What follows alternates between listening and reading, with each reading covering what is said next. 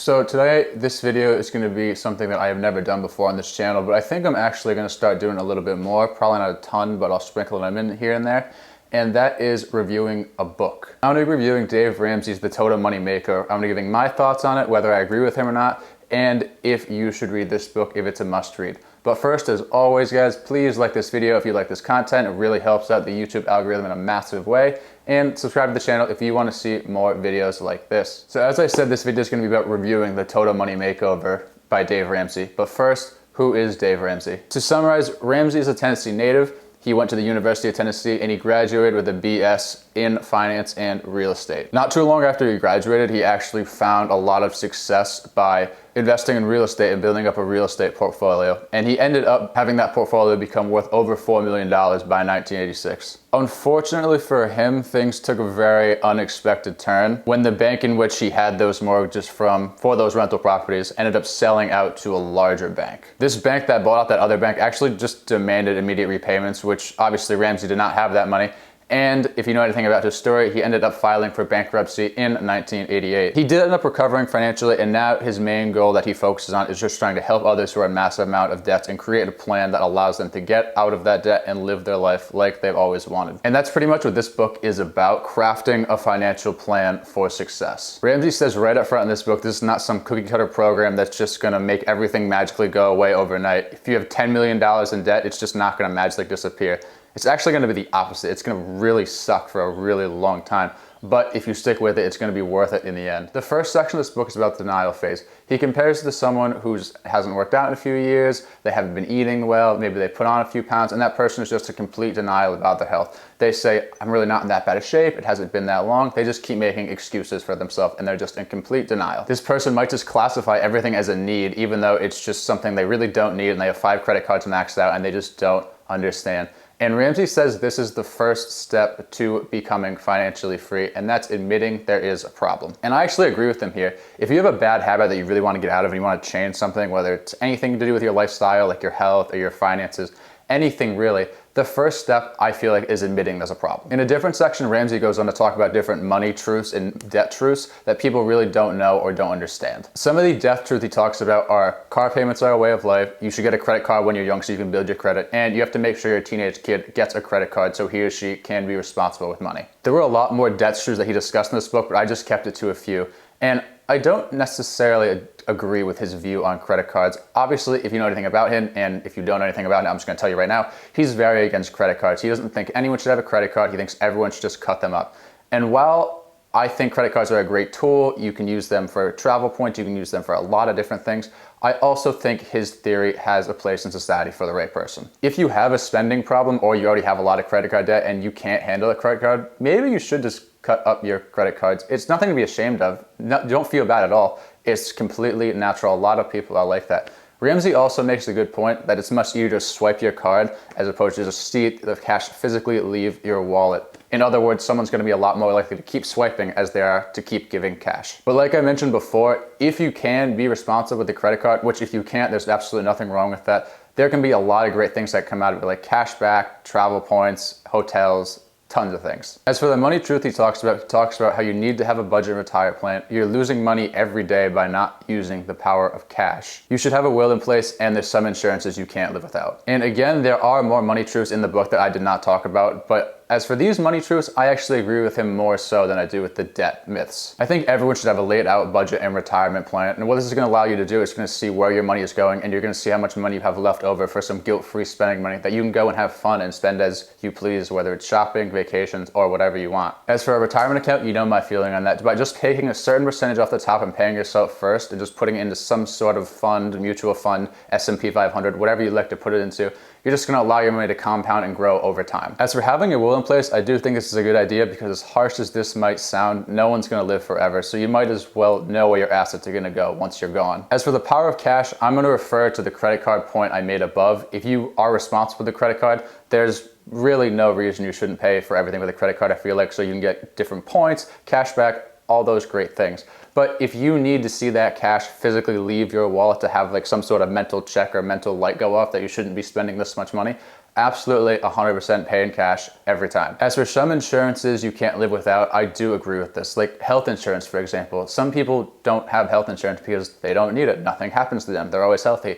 Well, you don't need it until you do. This could lead to you coming down with something, having to go to the hospital, have tens of thousands of dollars in medical bills, or even worse, you know there's something wrong with you, but you can't or you won't go to the doctor because you know how expensive it's going to be and you can't afford it. The remainder of this book talks to someone who's in debt and how you can pay down all of that debt with the exception of your mortgage, and you can live your life freely and like no one else is living. The first step is to save $1,000, only $1,000, no more, no less, $1,000 as an emergency fund. The rest is going to go towards your debt using the Snowball Method. The Snowball Method states that you should pay down the lowest remaining debt first.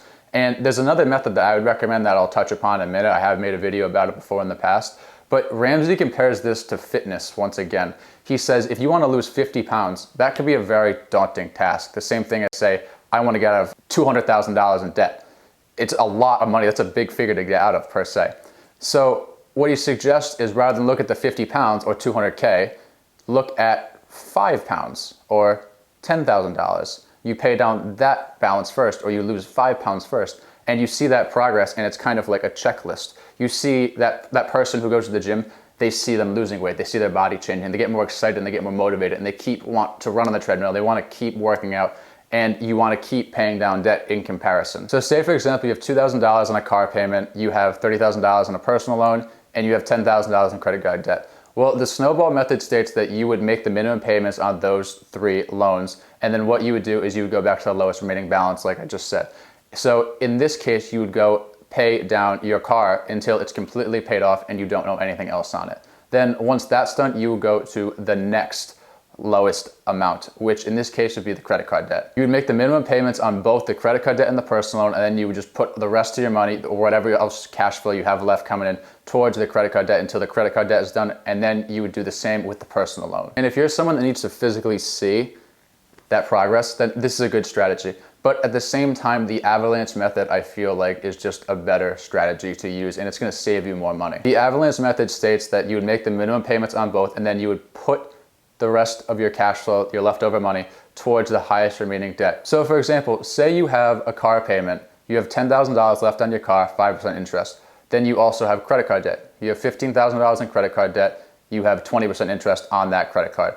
What the Avalanche Method states is you would make the minimum payments on both, and then the rest of the money you have, whatever left over, whatever you can afford, you would put towards the highest interest rate debt. So in this case, that would be the credit cards. The third step that Ramsey talks about when you're out of all debts except your mortgage is to save 3 to 6 months living expenses as an emergency fund. I personally, I like this, but I think I'd shoot more towards 6. He says it depends on your lifestyle, but obviously 2020 is an indicator that anything can happen at any time. I don't care what anyone says. Anything can happen. He also mentions that this should be liquid, meaning it shouldn't be in any sort of stock or bonds or any sort of other investment. It should just be in cash in your savings account.